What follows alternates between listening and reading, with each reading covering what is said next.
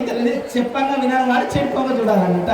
మనం ఇంత చెప్పినా కూడా దానికి ధార్మిక శక్తి లేకపోతే ఏం చేయాలంటే ఈ జీవితాన్ని మనమే కరెక్ట్ చేసుకున్నట్టు అయిపోతుంది. కాబట్టి అక్కడ వెళ్ళొద్దు, మంచి మార్గానికి రావాలి. మీ పిల్లలు ఎవరైతే ఉన్నారో వాళ్ళందరికీ కూడా యువకులు కూడా తెలియజేస్తున్నా, మీరు మాకు చెప్తున్నారని కిలకిల నవ్వుతారు బిడ్డ సంకల చేతులు పెట్టుకొని. అయితే మీరందరూ కూడా మన జ్ఞానం అనే సంపద లేకనే మనం ఐక్యత చెడిపోతున్నాం. ఒక జ్ఞాన సంపద కనుక అయితే యువ సామ్రాజ్యం, యువ విరాట్ స్వరూపం, యువ శక్తి అది మన సొంతమైతుంది. భవిష్యత్ తరాలను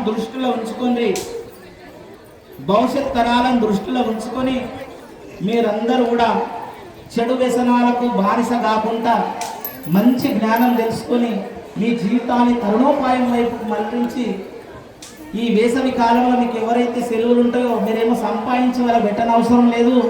మీరు బాగా ఉండి మనస్తత్వంతో ఉండి మీ మాతృమూర్తులకు తల్లిదండ్రులకు మంచిగా చూసుకుంటే చాలు, అదే మీ పెద్ద భక్తి.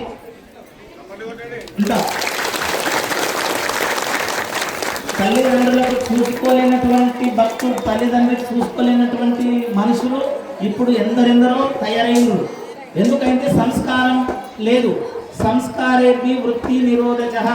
సంస్కారం ఎక్కడ ఉంటుందో అక్కడ వృత్తి ఉంటుంది, వృత్తి ఎక్కడ ఉంటుందో అక్కడ సంస్కార జ్ఞానం కలిగి ఉంటారు.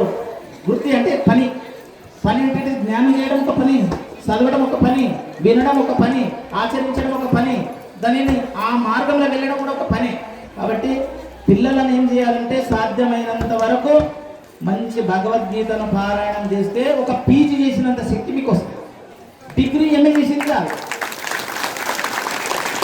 ఒకటి భగవత్ ప్లస్ గీత అంటే భగవంతుని నీ హృదయంలోనికి పంపి నీ సారాన్ని గీతాసారం చెప్పేటటువంటి భగవద్గీత. ఆ భగవద్గీతను మీరు కనీసం 10 శ్లోకాలైనా ఈ పిల్లలు నేర్చుకుంటే ఆ భగవంతుని పైన ప్రేమ, మన ధర్మం పైన భక్తి, మన పెద్దల పైన విలువ, మన గురువుల పైన భక్తి కలుగుతుంది. అందుకనే మన పిల్లలకు ఏదైతే నేర్పుతామో అదే నేర్చుకుంటారు.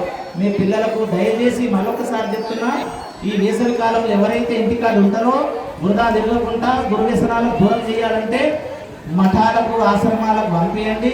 వాళ్ళు మంచిగా వేదం నేర్చుకుంటారు. ఎక్కడో కాదు మా దగ్గరికి పంపించండి.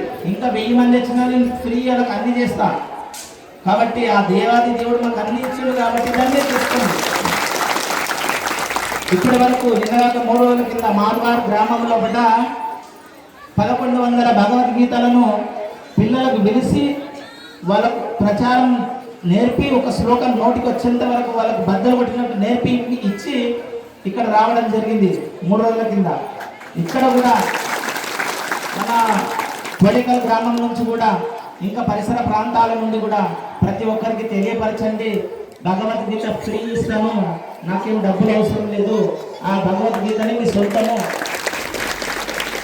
అయితే ఇప్పటి వరకు కూడా మనం ఎంత చేసినామన్నది గొప్పతనం కాదు, అలా సారాంశం ఎంత కనుక్కున్నామన్నది గొప్పతనం. ఒక ధర్మంలో చూసినట్టయితే పురాణ ధర్మం అని చెప్పేసి ఆ పురాణాన్ని కళ్ళకు అద్దుకొని రోజు మొక్కి దాన్ని వాళ్ళు పాటిస్తుంటారు. ఇంకొక ధర్మంలో చూసినట్టయితే బైబిల్ గొప్పదని వాళ్ళు కళ్ళకు అద్దుకొని నేను ఎత్తి మీద ప్రార్థన చేసి నేను మోసం చేసుకున్నాగా నువ్వు చూస్తూ పండ్లు గిలిచుకొని అప్పలించుకొని కూర్చుంటున్నారు. కాబట్టి నేను ఎందుకు ఇంత ఆవేశంగా ఇంత మాతృస్వరూపంతో చెప్తున్నా అంటే మిమ్మల్ని మీరు గ్రహించుకోకపోవడమే మతం మార్గం, మనం తెలుసుకోకపోవడమే మతం మార్గం. కాబట్టి మతాలకు కులాలకు అన్నిటికీ మనం ఎవరికి హాని చేయలేము. కానీ విదేశీ మోకలు వచ్చి దేశాన్ని కొల్లగొట్టుకొని పోతుంటే ఇప్పుడు మనం చూస్తూ కూర్చున్నాం. కాబట్టి ధర్మం చేసి మళ్ళొకసారి చెప్తున్నాము, మీరు వినయంతో వినండి, ఆచరించండి, ఆజ్ఞానందకారాన్ని బద్దలు చేయండి. అదే మీకు ఒక పెద్ద భక్తి, అదే పెద్ద శక్తి. ఇట్లా శ్రీరామచంద్ర భగవానికి ఎవరెవరు పంపిస్తారో చెప్పకపోతే మరి చేయలేకపోతే మీ పిల్లలను బోధిస్తామని